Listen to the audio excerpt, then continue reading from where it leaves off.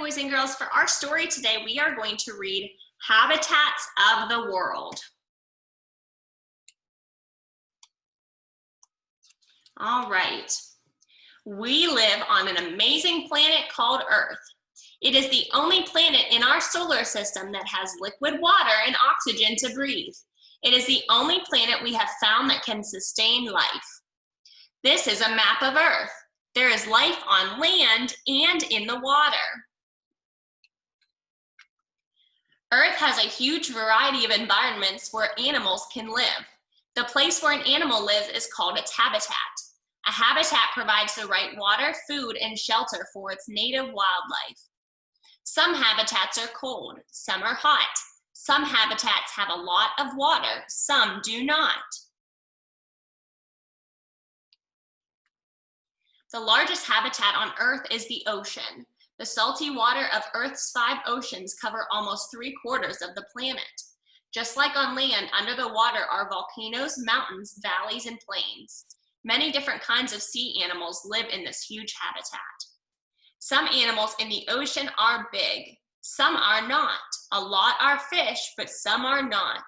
There's a humpback whale, goat fishes, copperband butterfly fish, and sea nettle jellyfish. Those look like the jellyfish from Finding Nemo. Coral reefs provide a habitat near the shore where the water is shallow and warm.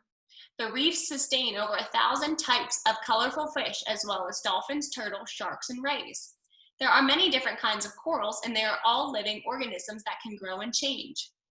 Corals may look like plants, but they are animals. Here's stony corals. There's a green sea turtle.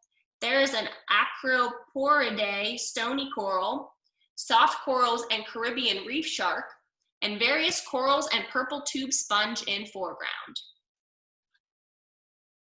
It's a beautiful place under the ocean. Ocean water is salty. The rest of the water on Earth is called freshwater. Lakes are one kind of freshwater habitat. Many plants and animals, as well as many people, depend on the salt-free water of lakes to live. Some animals live in the lake. Some animals live on the banks. Here's a rainbow trout, and it looks like these are otters. Rivers provide another kind of freshwater habitat. Some animals live in or near the river, while others only go there to drink and cool themselves. Bears get fish from the river. Lions drink from the water, or from the river. So here's hippos, grizzly bears, and a lioness and her cubs. Wetlands such as swamps and marshes and bogs are habitats where shallow water covers the soil for a good part of the year. It is home to a variety of fish, reptiles, amphibians, mammals, insects, and birds. Some wetland birds eat fish. Some wetland birds eat bugs. Some wetland birds eat fish and bugs. Swamps have many trees growing in and around them. A mangrove swamp is especially rich in its variety of life. Mangrove trees have enormous roots that provide shelter for fish, birds, turtles, lizards, manatees, and alligators. There are lots of bugs and frogs in a swamp. The frogs eat the bugs. So look, here's a manatee. Here is a mangrove tree root and fish. Down here, this is an American alligator. Here's a flame skimmer dragonfly, a mosquito, a firefly, and a green tree frog. The polar regions are the coldest places on Earth. Much of the water is frozen in ice sheets and glaciers. Animals here have a thick layer of fat to keep them warm. Here's a harp seal pup and an Antarctic fur seals. There are no plants on the ice, so a lot of the animals here eat fish. So these are chinstrap penguins. The desert is a harsh habitat where it can get very hot and there's very little water. The animals that live in the desert all need water to live. When they find water, venomous Gila monsters drink as much as they can and store the water in their bladders to help them survive long, dry periods in the desert. Camels store water in their bloodstream. So here's a Gila monster. Here's a desert tortoise. And these are all camels. Camels do not store water in their humps. The hump has a lot of fat. The fat is a way for camels to store food. High mountain ranges are found all around the world. Native plants and animals must tolerate lower oxygen levels and extreme changes in temperature. The animals also must be good climbers. Goats, deer, and llamas have hooves especially designed for climbing. So these are mountain goats. These goats have 2 big toes. Under the toes are soft pads. The pads help them to grip rocks. While some animals live on mountains, others live inside them. Mountain caves provide a perfect habitat for many amphibians, spiders, insects, and some types of fish. Mammals such as raccoons and bears may use caves to sleep in or for shelter in harsh weather. Caves make good homes for bats. They like to sleep in caves. So these are greater horseshoe bats, and this is a Persian trident bat.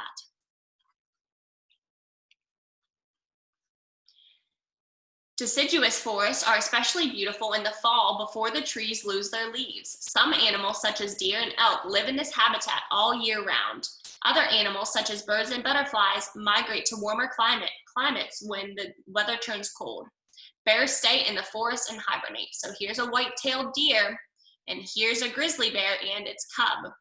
Bears do not eat or drink when they hibernate. They wake up in the spring. A coniferous forest contains mostly evergreen trees such as pine and fir. In this habitat, the winters are long and the summers are cool. Large predators such as bears, lynx, and wolves can be found here. Many plant eaters also make this their home. So here's a lynx and a barred owl. Deer, elk, and moose eat the plants in the forest. The plants are on land and in the water. Tropical rainforests sustain more than half of all species of plants and animals on Earth. Rainforests contain 4 layers of habitat: emergent, canopy, understory, and floor. The emergent layer gets the most sun. Living here are monkeys, birds, butterflies, lizards, and bugs. Lots of animals live in the canopy layer. Birds, monkeys, and lizards are just some of them. So here we've got sun-conure parrots, 3-toed sloth, Parsons chameleon, spider monkey, and keel-billed toucan. The understory layer is the area beneath the leaves of the trees. It's made up of vines and other dense vegetation. Here you find more birds, butterflies, snakes, and frogs. Beneath the understory is the forest floor. So here's a giraffe beetle, a blue morpho butterfly, and a strawberry poison dart frog. The forest floor gets little sun. Here you will see tigers, gorillas, and elephants. So here's a Bengal tiger, a mountain gorilla, and Indian elephants. Grasslands provide a completely different habitat for animals with open areas of grass and other low-growing plants. There are few trees or places to hide, so speed is important for the animals here. The grasslands of North America are called prairies. Skunks and prairie dogs live here. Prairie dogs are not dogs, but they do bark. Here's a black-tailed prairie dog. African grasslands are called savannas. Elephants, rhinos, and giraffes munch on the trees and grass here. Lions, cheetahs, and hyenas are some of the predators on the savanna. The predators prey on herds of animals, including giraffes and zebras. Animals on the savanna run a lot. Lions are fast, but zebras run faster. So here's African elephants, lions, zebras, and white rhinoceros and baby calf. And here's some giraffes. Life thrives in many different habitats on our planet. Unfortunately, many of these habitats are in danger. Pollution and cutting down forests can harm or destroy habitats. When this happens, it is hard for animals to adapt and survive.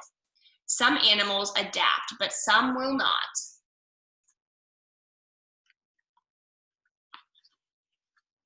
Our world is full of beautiful and amazingly diverse plants and animals. It is our responsibility to preserve and protect this wondrous planet for future generations.